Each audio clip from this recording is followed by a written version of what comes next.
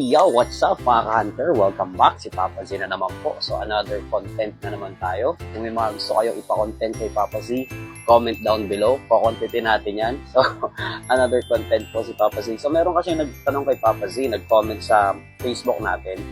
Actually, tong question niya is challenging. Ayoko sana siyang sagutin kasi mahirap talaga yung tanong niya. Mahirap.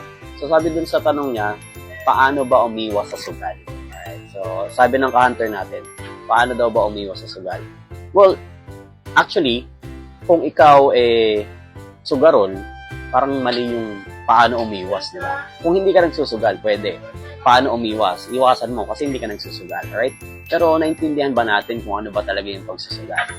So, listen to Papa Z, okay? May dalawang klase ng nagsusugal. Yung una, yan yung mga sobra sa pera. So, sobra yung pera nila, susugal sila, hindi naman madadamage yung mga expenses nila, like hindi mapapabayaan yung pamilya, hindi madadamage yung pambayad ng bills, pambili ng pangailangan sa bahay, kasi sobra yung pera. May mga nakaalat silang pera para pang sugal nila. Example, yung mga merong multiple income, yung may mga side hustle, yan. Kasi pwede silang magsugal kasi ginagamit nila yung pera na sobra. Yung kumbaga galing sa mga extra income nila na hindi makaka-apekto sa pang-araw-araw na buhay nila. Yun yung unang klase ng sugarol, alright? Yung mga sugarol na sobra sa pera, alright? Which is yung mga yan, ang kagandahan din sa mga sobra sa pera na mga nagsusugal because pag nagsugal sila, hindi na bukod sa hindi madadamage yung kita nila o yung mga expenses nila para sa pansariling buhay nila, pag sinuwerte pa sila, dadami pa yung extra pera nila. So, nagigets yung point. Yun yung una. Yung mga sobra sa pera. Yung pangalawang klase naman na nagsusugal, yan yung mga kulang sa pera. So, nagsusugal sila kasi kulang yung pera. Inaasa nila sa swerte yung para magkaroon ng dagdag pera. Right? Which is, in reality, almost 80% ng mga sugarol yan yung mga kulang sa pera. Ngayon, dahil kulang sa pera, gusto nilang paramihin, inaasa sa swerte. Right? Yan yung pinakamali sa mga nagsusugal, right?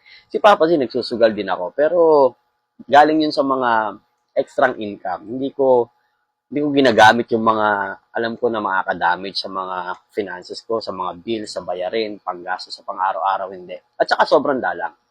And of course, you have to discipline yourself. Kailangan may disiplina pag nagsusugal, alright? Now, going back dun sa pangalawang klase ng nagsusugal, yung mga kulang sa pera. Kung ikaw yung pangalawang klase ng sugarol, tigil mo na yan, hunter. Wala kang mapapala dyan. Unang-una, yung ginagamit mong pera, nadadamage yung mga pangailangan mo. So, anong sinusugal mo, yung may paglalaanan ka na, yung para na sa pamilya mo, maling-mali yan. Yung pagsusugal kasi, para ka nagtatapon ng pera. Ngayon, kung yung tinatapon mong pera, para sa pamilya mo, para sa mga bills mo, wala kang mapapala dyan. Kung hindi mo talaga maiwasan yung magsugal, ang gawin mo, umanap ka muna ng mga multiple income mo. Yung mga extra side hustle. Pagka marami ka ng pera, pag may sobra ka ng pera na hindi na madadamage, yung para sa pang-araw-araw ng pamilya mo, then go. Walang masama sa pagsusugal.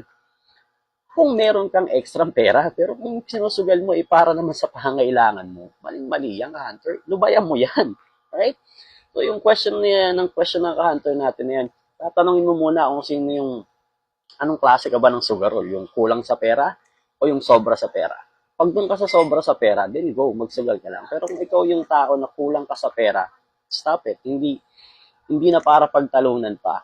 Magsusugal ka o hindi ang sagot dyan. Kasi wala ka namang extra pera. Tanggapin mo na yung realidad na hampas lupa ka. Diba? Maglilibang ka lang, magsusugal ka lang pag mayroon pang extra pera. Yun yung pinaka-point ni Papa Z. So, sana may natutunan tayo, okay? Kahit bata ang tanongin natin, masama ang magsugal. Pero in reality, nakakalibang talaga siya. Now, it's up to you. Ano ka ba dun sa dalawa? Yung taong kulang sa pera na nagsusugal o yung sobra sa pera? Kung kulang ka sa pera, huwag ka magsugal. Alright? So, sana may natutunan ka kay Papa Z. Yun lang. Bye for now.